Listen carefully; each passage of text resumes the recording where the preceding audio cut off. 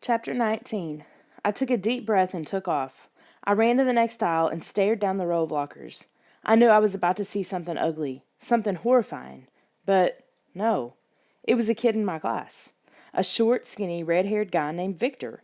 He stood hunched in front of an open locker, shaking his right hand. He turned when he saw me. Bean? I I heard a scream, I stammered. He nodded. He raised his hand. I just slammed it in the locker door. That was me screaming. It hurts. Man, it really hurts. I struggled to catch my breath. I stared at Victor's hand. It was swelling up like a balloon. You'd better show it to Coach Waller, I said. He nodded. He started toward the door. Have you seen Monroe? I called after him. He motioned with his head to look to the back. I spotted Monroe at a sink in front of the shower room. He was splashing cold water on his face. He turned when I stepped close. My face started to burn, he said. Water running down the front of his shirt. Guess I got overheated. He squinted at me. What are you doing here? Why'd you leave the game? I was worried about you, I said. I saw you leave and I thought maybe you were sick. Hey, thanks. He splashed more water over his hair. Thanks a lot, Bean. You're a good friend. We walked back to the gym floor together. Monroe had this strange smile on his face, like he was pleased with himself about something. And as we joined the game, I found myself thinking, did I make a terrible mistake about Monroe? Or is he behaving himself because he figured out that I'm watching him? Those are the questions I wanted to ask Lissa when I met up with her outside the school swimming pool before her team practice. She kept swinging her swim bag, hitting me in the knees with it. Do you have to do that? I asked. She grinned. Yes, I do. She swung it again, and I dodged out of the way. Are you coming to my swim meet tomorrow? She asked. Is there a meet tomorrow? I said. You've only told me about it 20 times. She hit me with the blue canvas bag again. Are your underpants too tight? Is that why you're in such a bad mood? I don't want to talk about my underpants with a girl, I said. I'm in a bad mood because I've been spying on Monroe all day and it's a total waste of time. I think maybe he guessed I'm spying on him. Maybe, she said. But do you always have to be a quitter, Bean? You've only been spying one day. You've got to keep it up. I jumped away from her swim bag as it came around again. Okay, so now I'm a loser and a quitter? I don't want to talk about it, Lissa said. You're going to make me late. Listen, have you thought about the school pet fair? Yeah, a little, I said. Two girls from the swim team trotted past, hurrying to the pool. They both laughed when they saw me. I knew why. They were remembering me standing at the pool with my swimsuit down at my ankles. I could feel myself blushing all over again. Well, for sure I'm not going to win the $300 prize, Lissa said. All I've got is my boring cat, Corky. But you've got a whole pet shop to choose from. Yeah, I know, I said. I wanted to bring a mynah bird, but my dad has an aquarium with some betta fish fighting. He said they can't lose. They are totally fierce and awesome to watch. Cool, Lissa said. You'll probably win. She spun away and, still swinging the swim bag, headed to the pool. Maybe winning the pet fair will put you in a better mood, she called without looking back. Maybe, I said. Did I know then that the day the pet fair was going to be the worst day of my life? No, I didn't have a clue. Chapter 20. I climbed the stairs to our apartment. I almost never take the elevator. It's too slow. It creaks and groans as if it's complaining about having to carry people. Since I live on the fourth floor, it isn't very far to go. Monroe doesn't have to climb at all since he lives on the first floor of the building. I wondered if he was home. I wondered if he was in his room, changing into a growling monster. I wondered if he liked to roar and thrash the air with his big paws and terrify his little brother and sister. But what if they were monsters too? What if the whole Morton family were monsters? What if I'm going crazy? I said to myself as I opened our apartment door. Talking to yourself? Mom said, turning as I entered. That's the first sign. I jumped. I didn't expect her to be home. She's usually at her office thinking about rockets all day. Oh, hi, I stammered. I didn't think... She was arranging yellow and white flowers in a vase. Aren't these pretty? I saw them at the market and I had to buy them. They smell nice, too. I dropped my backpack on the floor. I sniffed the air. Yes, they smelled sweet. How was your day? Mom asked, working at the flowers. Not bad, I said, and then I blurted out what was on my mind. You know, I had another monster nightmare, and in the dream the monster pointed at me and said, You're next. You're next. I know it sounds crazy, but I think Monroe is a monster, and I think he's dangerous. I think maybe he's very dangerous. So I've been spying on him, trying to prove for sure that he's a monster. It felt so good to finally get the words out. It just felt great to get the whole thing off my chest. Mom turned to me. She looked at her head. I'm sorry, Bean. This song is so loud in my ears, I didn't hear a word you just said. She pulled the little white earphones from her ears. Now tell me again. What were you saying? Well, the phone rang. Mom started toward the kitchen.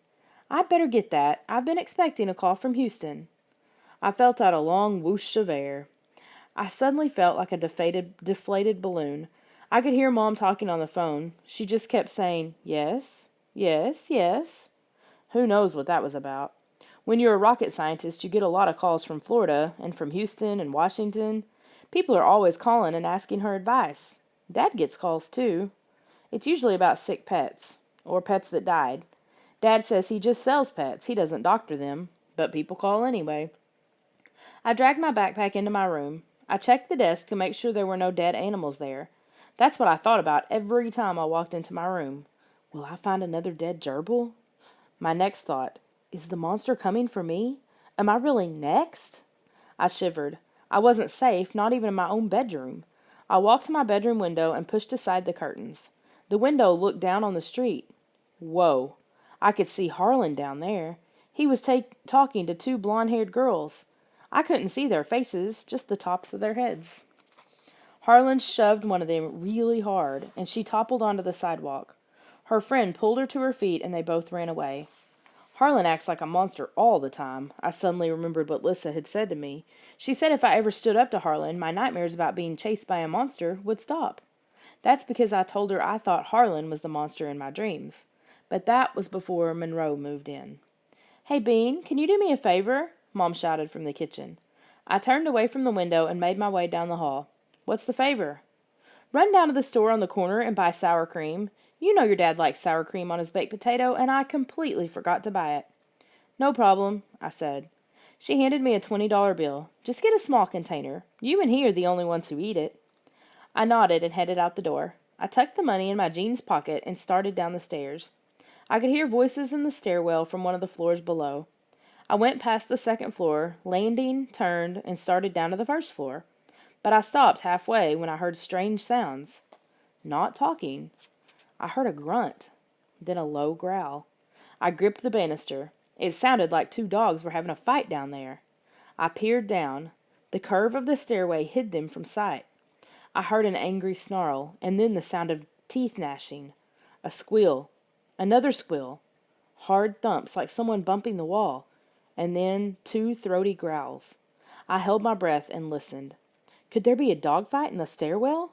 My legs trembled. I gripped the banister tighter. I had to see what was going on down there. Loud growls erupted. More thumps and bumps. I lowered myself to the next stair. Then one more. Slowly, carefully, I crept down the stairway, gripping the banister tightly in my cold, clammy hand. The stairs turned. I stopped and stared. Stared in horror at three ugly monsters. Red-eyed, covered in dark fur like gorillas, growling and wrestling on the concrete floor, swiping at each other, snapping their long teeth playfully. Yes, they were playing. Three ugly, growling monsters wrestling for fun. No! A frightened moan escaped my throat. I spun around and started to run up the stairs. Did they hear me? I heard growls and thuds. Yes, they were coming after me. My foot missed a step and I fell forward. Fell hard. Banged my knees on the metal stair. My glasses flew off. They had me. No way to escape them. I shut my eyes and waited for them to pounce. Chapter 21. After a few terrifying seconds, I raised my head. I looked behind me. No monsters. I could hear their noisy wrestling match below. Their growls echoed up the narrow stairwell. They hadn't seen me. Quickly, I pulled myself up. My knees throbbed. I rubbed them. I could feel blood on my leg. I'd cut both my knees. Ignoring the pain, I grabbed my glasses and pulled myself back up the 3 flights to my apartment. I let myself in, breathing hard. Mom! Monsters! My voice came out choked and small. She came into the hallway, wiping her hands on a red and white dish towel. Bean? Back so soon? Where's the sour cream? Monsters, I stuttered. I pointed frantically. At the bottom of the stairs. 3 of them. Mom's expression turned angry. Bean, I don't have time for this now. Dinner is going to be late. No, Mom, please, I pleaded. Please listen to me. They're down there. I saw them. She folded the towel between her hands. Deal with them, Bean. I gasped. Huh? Deal with them? Mom, what does that mean? She didn't answer. I grabbed her arm. My hand was icy and damp. Come with me. Hurry, I'll show you. She pulled back. Bean, I'm not happy about this. I'm trying to prepare dinner. Just come with me, I screamed. I tugged her hard forward toward the apartment door. Okay, I'm coming. I led the way onto the landing. 3 monsters, I said. You'll see I'm not making it up. I started down the first flight of stairs. She followed close behind. Are you sure? I raised a finger to my lips. Shh, they'll hear us. But Bean? Mom, shh, they'll hear us. They'll attack, I whispered. My heart was racing. I didn't want to go back down there, but I had to prove to Mom that I wasn't crazy. I had to show her what I'd seen. I had to make her believe. I grabbed her hand as we drew close to the first floor. We followed the stairway as it curved. You'll see, I whispered. You'll see. We tiptoed silently down a few more stairs. Mom squeezed my hand. Another step. Another. And then I opened my mouth in a horrified cry. Chapter 22. The landing was empty. No monsters. No one. Mom let go of my hand. She let out a sigh. Bean, Bean, Bean, she whispered. What am I going to do with you?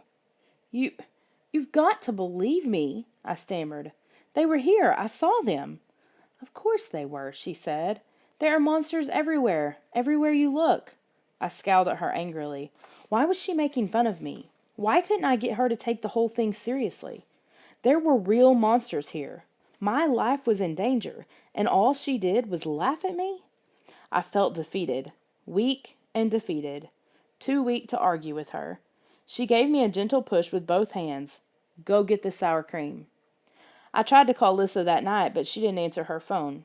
I tried to think about other things. I didn't want to go crazy about being obsessed with monsters, day and night, but I couldn't concentrate on my math notebook.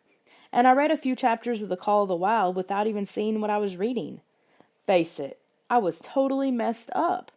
I kept thinking about Monroe and going over everything I'd seen. Every clue led to Monroe being a monster. This afternoon, those 3 monsters were wrestling on the first floor. And where does Monroe's family live? On the first floor. They were wrestling just a few feet from his apartment. Were they Monroe and his brother and sister? What a mystery. My head was spinning. I was afraid to go to sleep. What if I had the monster dream again? What if the monster returned to my room, came to make me his next victim as he had promised? I stayed up really late, and then I slept a deep sleep without any dreams. The next day slid by in a blur. I struggled to listen to Mrs. Fielding and do my schoolwork, but it was like my brain was in a different place.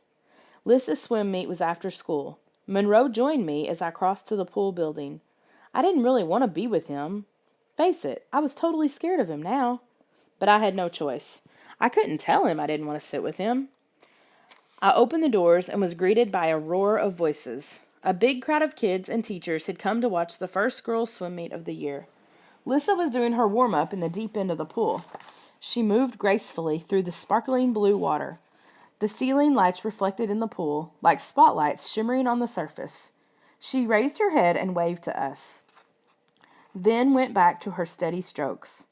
I counted a dozen girls on our team. They all wore red and blue swimsuits, the school colors. When the other girls' team arrived from Harding Middle School, the pool became jammed with swimmers. The voices, the whistles blowing, the laughter, the splashing water, the sounds rang loudly off the blue tile walls. Monroe and I sat in the 3rd row on the far end of the bleachers. He mopped his forehead with one hand. It's hot in here, he said, and the air is so wet. He wiped his sweat on my jeans leg.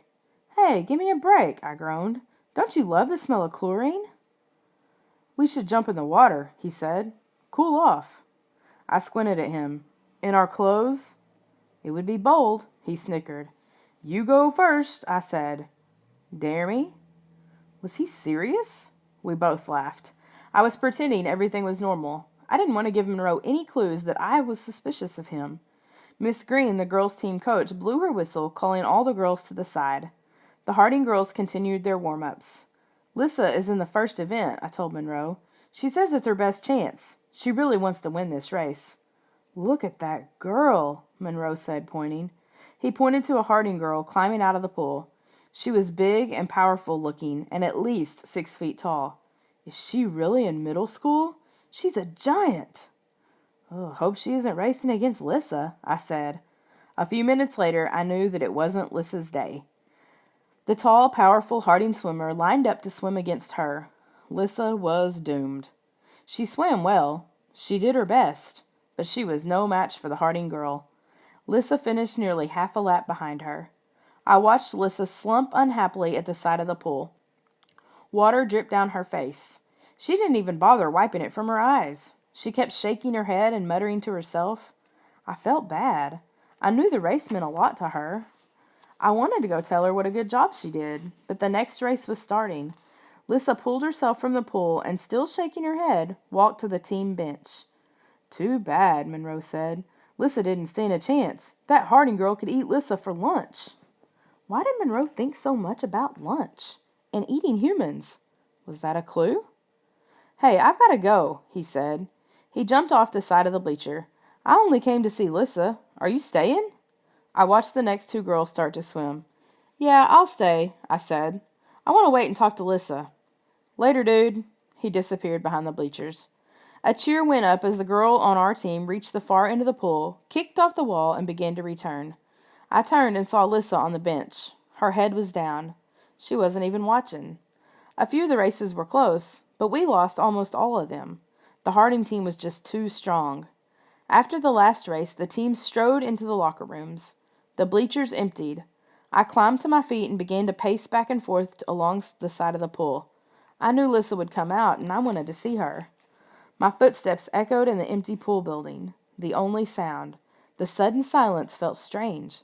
I kept my back on the locker room door as I walked back and forth along the pool edge. Huh? I uttered a startled cry when I heard a heavy splash. I turned toward the sound and froze. A dark form rolled through the water, sending up low waves as it moved. Hey! I shouted. I stood at the deep end. The dark blob swam rapidly toward me, like a seal or a walrus, and then it raised itself in the water. My knees went weak as I stared at the furry, clawed, red-eyed monster in front of me. No! A scream escaped my throat. I tried to stagger back, but my legs refused to work. The creature was surprisingly fast. It raised itself high, leaped up from the water, wrapped its big furry arms around my waist, and pulled me into the pool. Chapter 23. The shock of the cold water made me freeze for a second. The monster kept me close to its body and sank below the surface. I held my breath as the water rose over my head. My heart pounded so hard. I could feel the blood pulsing in my ears. I waited for it to let go of me, but it held me tight, pressing me hard against the thick fur of its chest. Did it plan to drown me? I began to thrash my arms and legs. I tried to kick its legs. I squirmed and turned my head. I wanted to butt my head against it, or bite it. Wild colors swirled past me. Was I passing out? I knew I couldn't hold my breath much longer. I raised both fists and pushed against its chest. It held on tight. Bubbles escaped my mouth. My chest felt about to explode. Frantic, I raised both hands and raked my fingernails down the creature's front. I felt it pull back. Its hold on me loosened. I scraped my nails down its fur again, trying to dig deep into its flesh. And yes, its arms dropped away. It seemed to retreat. I didn't give it a chance to recover. I slid free, raised my hands, and kicking hard, forced my body to rise to the surface. Gasping, choking, I sucked in breath after breath. I could see the inky dark figure below me at the bottom of the pool. It was real. I wasn't imagining it. I had to get out of there, but it was too fast for me. As I struggled to swim to the side of the pool, it bobbed to the surface. I turned and saw its red-eyed stare. Water rolled down my face. I was still panting hard, but I stared back at it, and a hoarse scream burst from my throat. "What do you want? Why are you here? Is that you, Monroe? Monroe, what do you want?" The monster uttered a deep moan. "Monroe," it snarled. Its voice was a dry rasp, like it was vomiting the word. "Monroe?" "Yes, are you Monroe?" I cried. It stared at me. "Maybe," it growled. Then it dove at me, wrapped its claws around my chest, slashed through my clothes, pulled me down again. It's going to drown me. But no, it heaved to the surface. I rose up, spluttering and choking. I heard footsteps at the far end of the pool. The monster heard them too. It pointed at me and rasped, "You're next. You're next." My nightmare come true. "You're next." And then it shot past me, kicking hard, its red eyes still locked on me.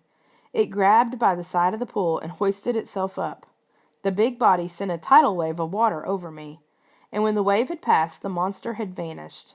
I heard its clomping, heavy footsteps behind the bleachers. Whew! I let out a long whoosh of air. I turned toward the footsteps and saw Coach Green come walking out of the locker room. She stopped when she saw me bobbing in the deep end of the pool. "Bean?" Coach Green shouted. "Bean, is that you? What on earth? What are you doing in the pool?" "Think fast, Noah. Think fast." "The breaststroke?" I said.